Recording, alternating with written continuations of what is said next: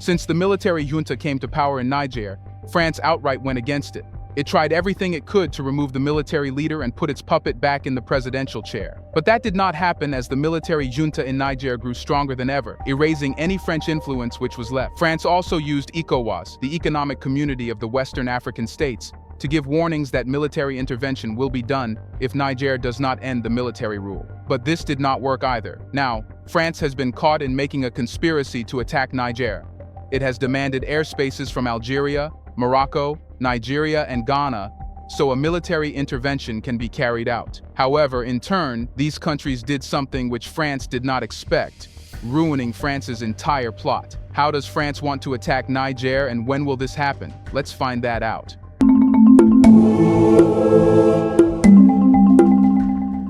Out of all the colonial powers, France was the one which did not leave its former colonies even after giving them independence. Whether it was Britain, Portugal, or Spain, all of them cut their colonial ties with their colonies, rejecting to exploit them systematically. However, France chose the opposite, and that's why we have seen it interfering and choosing even the presidents of the Francophone African countries. But now, things have changed radically. France is being kicked out of these countries by military leaders and coups. All the resource supply which France used to get at cheaper rates, and the right to choose who would rule these countries have been ripped off of it. However, despite this, France is trying every option not to allow African countries to be fully independent. After the coups, it is engaging with various countries and organizations like ECOWAS to reverse the coups.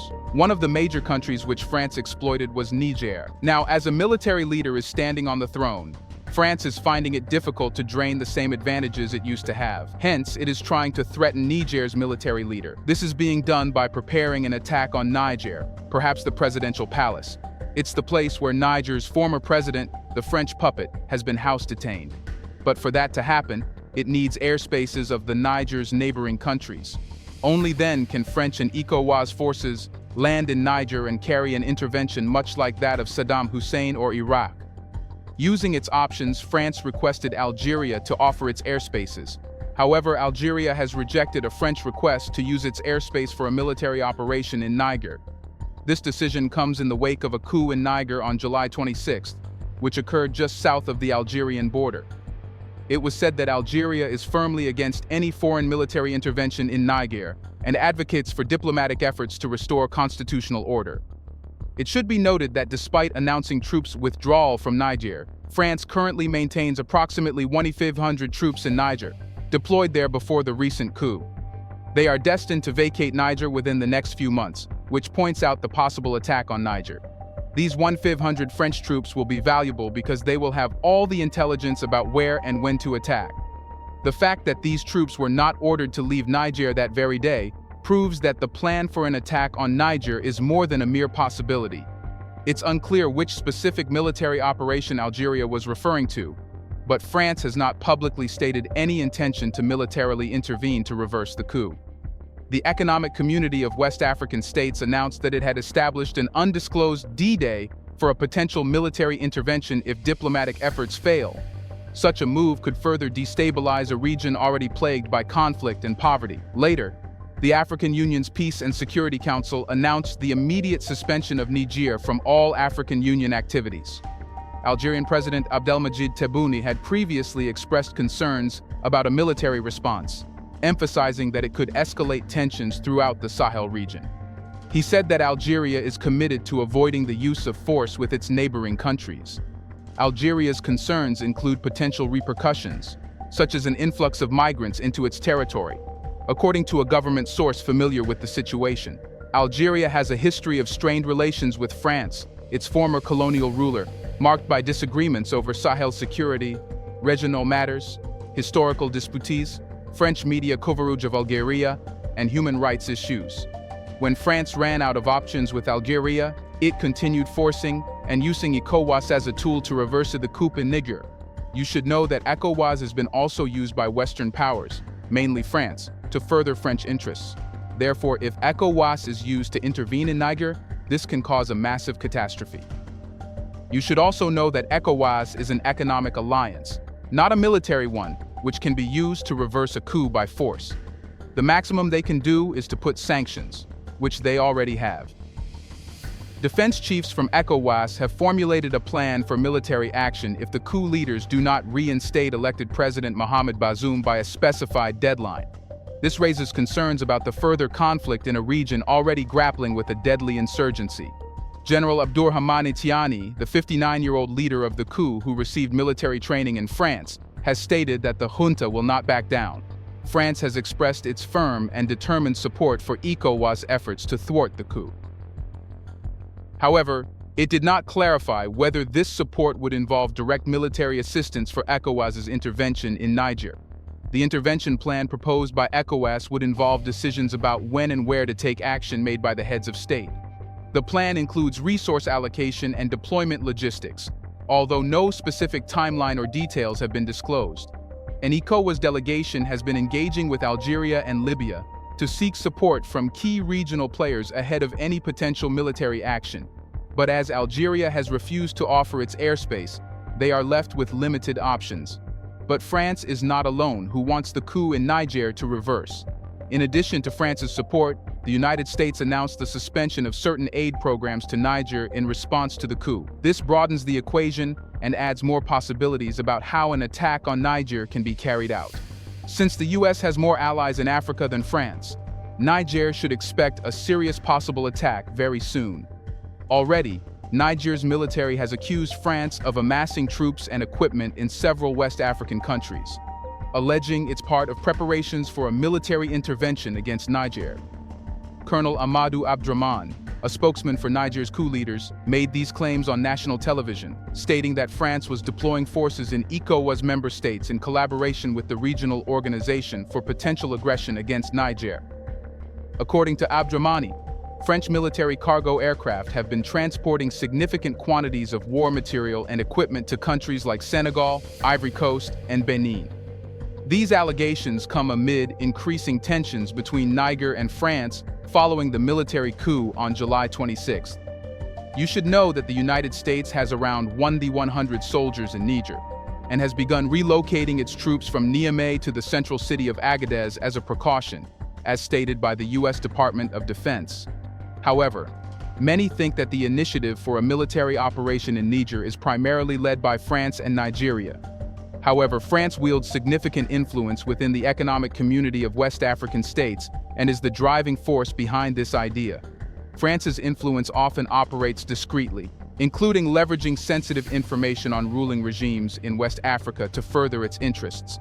The reason why Niger is receiving so much attention than Mali or Burkina Faso is that it not only offers uranium to France but holds a key Western support base in the Sahel, with 2 U.S. military bases also located in the country.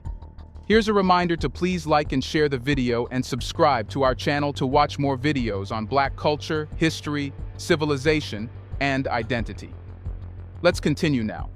France is encouraging Nigeria's President Bola Tinubu to launch an operation in Niger, which will also benefit him. Tinubu, who took office recently amid contested election results, may seek to divert attention from domestic issues by focusing on international matters, including the situation in neighboring Niger. However, a robust coalition of multiple armies would be necessary for a military intervention in Niger. ECOWAS currently lacks the necessary forces and capabilities for such an operation, potentially requiring support from France or the US. The prospect of a Nigerian intervention alone could be seen as aggression and interference in Niger's internal affairs, as several other countries in the region have expressed opposition to military intervention. What's more, Nigerians don't want Nigeria to play its role in reversing the coup. They don't want to become a part of a conflict they have nothing to do with. Perhaps that's the time African countries should reject being used as tools and instruments by the Western powers. If African countries strongly reject supporting the US and France to reverse the coup in Niger, the military leader in Niger will stay as it is. It's because the US and France can never launch an operation on their own. The last time it was done, it caused massive chaos in the Sahel, beginning with the French and US military intervention in Libya in 2011, which led to the overthrow of Muammar Gaddafi and subsequent destabilization of the Sahel. Not only that, but Russia has also involved itself in the matter. It has issued a warning against military intervention in Niger, cautioning that it could lead to a prolonged conflict that destabilizes the entire Sahel region. according to the Russian Foreign Ministry. Although Russia does not formally support the coup in Niger, it has expressed concerns about the potential consequences of military intervention. Meanwhile, the United States, which supports efforts to reinstate deposed leader Mohamed Bazoum, has raised concerns about its Wagner mercenary group exploiting the instability in the region. But things are simple. If the West does not want the Wagner group in Niger, they should not intervene in Niger in any way. As of now, reports suggest that military officials from ECOWAS member countries are set to convene to formulate plans for a potential military intervention. While ECOWAS has expressed its openness to finding a diplomatic solution to the crisis, Nigeria's President Bola Tinubu emphasized that all options, including the use of force as a last resort, are being considered. The reports on ECOWAS military interference in Niger, in addition to France's request for airspace, should be seen in context to what Niger said recently. The junta that took control in Niger has accused the deposed government of authorizing a French military operation to rescue the ousted President Mohamed Bazoum. When we see all this, it makes sense. All these different events, happening independently, point out that the plans for an attack on Niger are being formulated. Meanwhile, France has been calling for the reinstatement of Bazoum, who is seen as a key ally in the Sahel region. Since he is a French puppet, France will not invade Niger if he is reinstated. Also, there is speculation about whether French forces have been authorized to carry out strikes, with indications that Paris may be unlikely to take action without U.S. involvement. France has 15,600 troops in Niger and a military base equipped with attack drones and fighter jets, while the U.S. has 1,100 troops on the ground and 2 drone bases.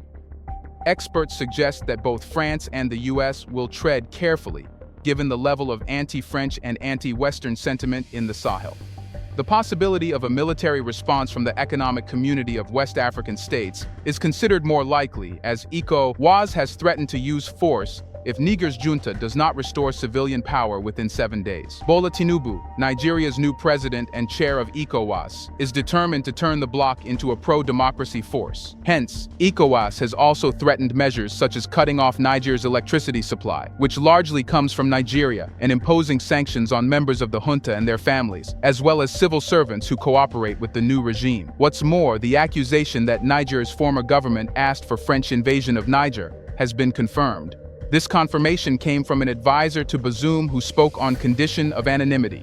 The request was made in the early hours after the coup, when it became clear that it was indeed a coup. This invasion was to be facilitated by the already present 1,500 French troops in Niger. The military administration, led by Abdourahmane Tiani, who served as the commander of Niger's presidential guard, alleged that the toppled government had authorized France to attack the presidential palace in an attempt to free Bazoum. The tensions between the military government in Niger, led by General Abdourahmane Tiani, and France have escalated significantly since the coup on July 26. There is now serious consideration within France about the possibility of invading Niger. This situation is rooted in historical neo-colonial relationships, where former French colonies have continued to be exploited for their resources, even after gaining independence. France faces a strategic dilemma. Allowing Niger to move towards true independence would mean losing access to the country's valuable natural resources. These resources have become increasingly important for France, given its recent challenges. However, France's military capabilities in the region have been significantly reduced, with bases in Ivory Coast,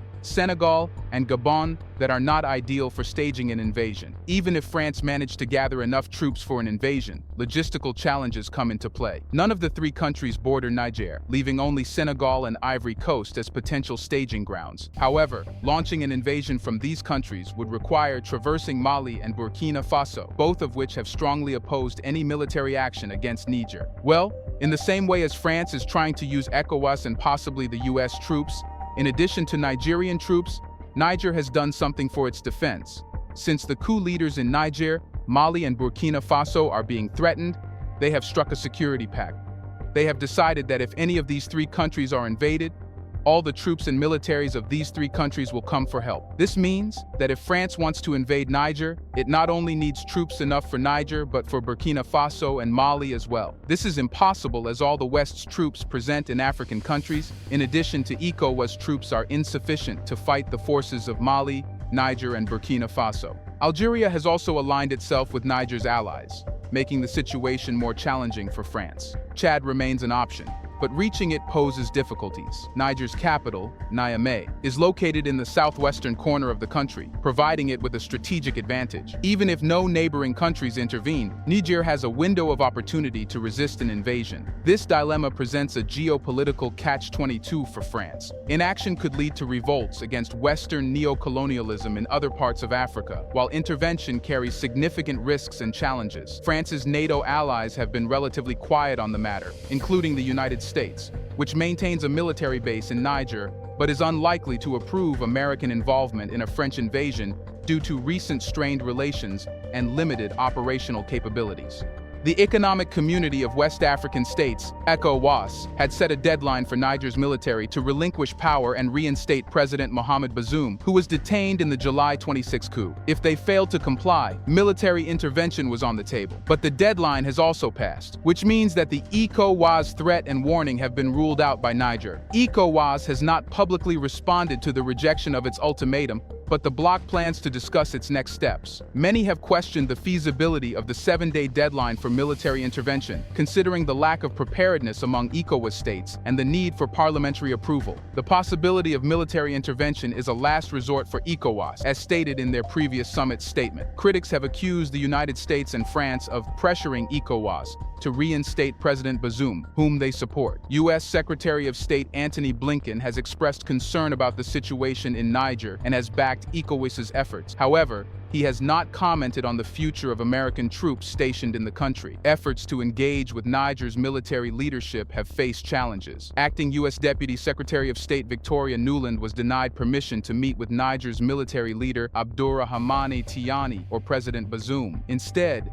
she held talks with other army officers, but progress was limited. The 100 U.S. troops in Niger have been restricted to their bases and the embassy amid the evolving situation. Niger has closed its airspace, affecting drone operations from U.S. military bases. France was likely involved in making plans to attack Niger. Even though these plans are still being made, a practical invasion of Niger is nearly impossible. For that to happen, French and U.S. troops have to lead the ECOWAS army, which will create other disastrous interventions like that of Libya, Iraq, and Afghanistan. What do you think? Is France strong enough to attack Niger and get away with that? What will Niger do, as it has Burkina Faso and Mali's militaries on its side? Let us know whether it will be wise for France to invade Niger and possibly trigger its own downfall. Do you want to watch more videos like this one? If yes, subscribe to our channel and press the bell icon next to it. We have decided to bring videos on something nobody talks about: the Black culture, civilization, history, and evidence about how glorious Blacks have been. Thanks for watching, and until the next video, stay tuned.